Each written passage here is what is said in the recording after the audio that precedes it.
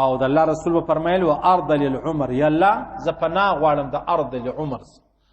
ارض العمر دې ته ویل کېږي عاجزانو لکه کوچنی بچی چې پیدا شي مثلا، دا څنګه د بل محتاج دی او په خوراک کې محتاج دی، په څښاک کې محتاج دی، په ګرمي کې محتاج دی، په یخ کې محتاج دی، په لباس کې محتاج دی، په شو کې محتاج دی، په بدو کې په ټولو خبرو کې ورته محتاج دی. او دا کله کله د انسان عمر بیخي ډېر شي، 80 90 100 یو نیم سل ته ورسېږي.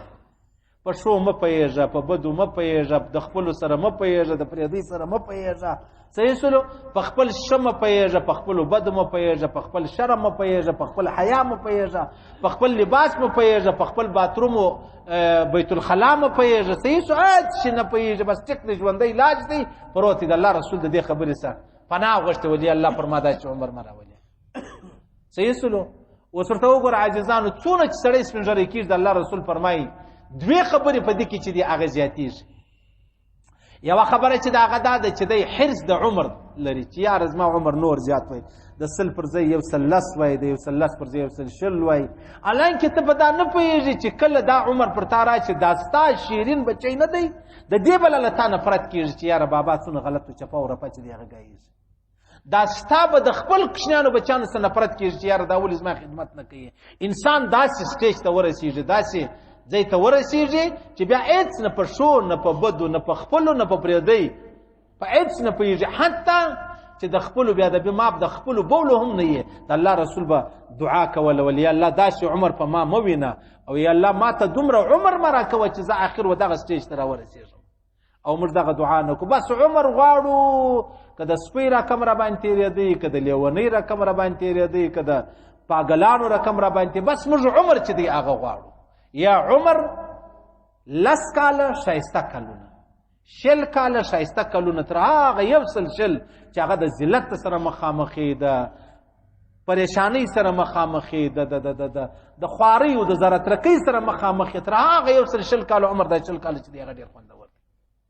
اوس ورته وګوره تاسو اندازه دې ځای ولګوئ. الحمدلله تر ډېره حده انسان جوړ روغ چې کله دی ناجوړه شي، کله مطلب د زړه بیماري راشي، کله د ګردو بیماري راشي، کله د فیفړو بیماري راشي، کله د مثانې بیا د بې ډېره معافي هغه بیماري راشي.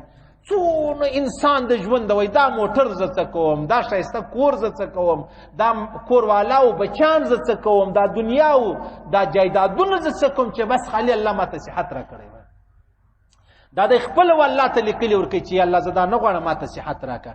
نو چې کله یو سړی عمر ډېر باندې تیر سو، د غوږو د خوا کمزوری سي، د سترګو د خوا کمزوری سي، غاښونه وتلي، لاسونه په کپېدو یي، صحیح سلو، زړه پر جوړېدو نه یي، بس هېڅ یوه زرانې ډېر خلک وایي د ده زړه چې دی هغه 10% کار کوي یا 20% کار کوي. صحیح سلو، د الله رسول د داسې حاله سره پناه غوښتې یا الله ماته داسې حال مه راکړه. کنه پیغمبر علیه الصلاۃ والسلام ته الله رب العزت 1000 کال عمر ورکړی وی چې نوح علیه السلام ته ورکوي، پیغمبر علیه السلام ته ول نه ورکوي چې اخر نبی ولو.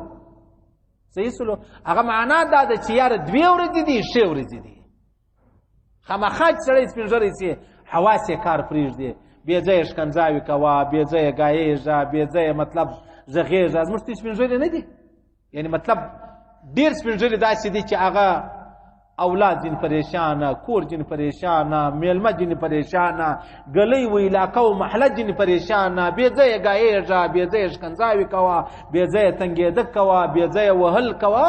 څونه د الله رسول د دې ځایه څه پناه غوښتې وله.